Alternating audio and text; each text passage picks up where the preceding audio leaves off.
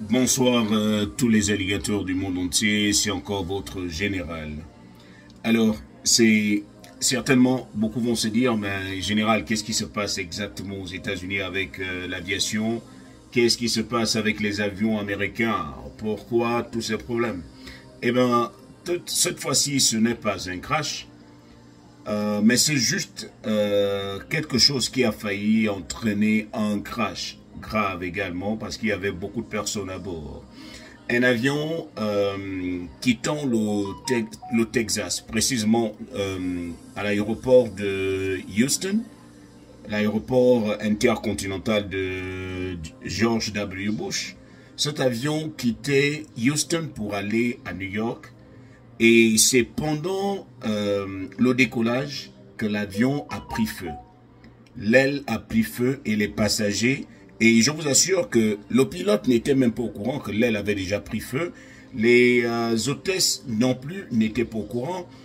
Ce sont les passagers, en voulant regarder dehors, ils ont vu l'aile droite de l'avion en train de prendre feu. Ils ont commencé à crier. Il y a un qui se lève pour dire, il était en panique. L'hôtesse lui dit, non, monsieur, asseyez-vous. Il lui dit, non, je ne peux pas m'asseoir. Je suis en train de vous dire que l'aile est en train de prendre feu. C'est là où l'hôtesse s'est rendu compte que c'était grave et ils ont fait encore un atterrissage forcé. J'avoue que ils n'avaient pas encore complètement décollé. Ils étaient en train de décoller et l'aile avait déjà pris feu.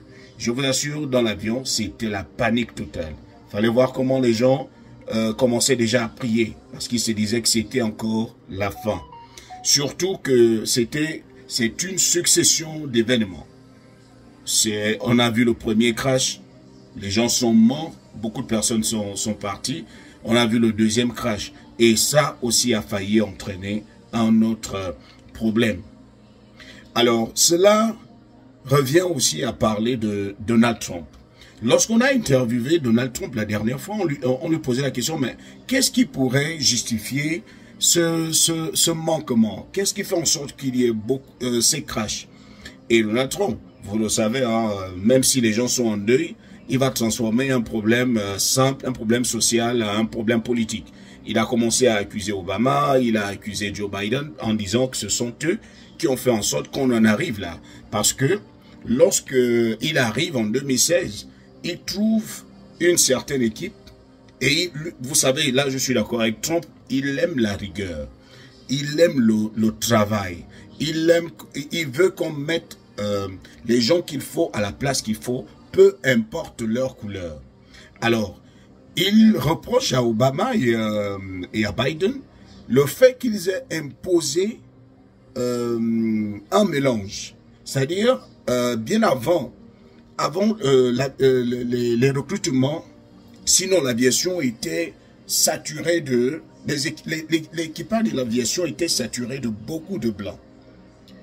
Alors, lorsque Obama arrive, Obama demande à ce qu'il y ait un mélange. C'est-à-dire, on ne peut pas forcément retrouver une certaine classe de personnes dans un certain domaine. Il faudrait qu'il y ait ce mélange-là. Alors, ils en ont fait toute une loi. Et lorsque lui, il arrive en 2016, il impose encore, il dit non, je veux que ce soit des personnes qui méritent d'être là par leurs compétences. Biden arrive encore, il impose qu'il y ait un mélange. Alors, Donald Trump aujourd'hui dit, vous voyez là où ça nous entraîne, à force de vouloir plaire à tout le monde. On ne regarde plus la compétence, on ne regarde plus ce que quelqu'un sait faire, mais on veut seulement qu'il y ait beaucoup de personnes de différentes origines sur place.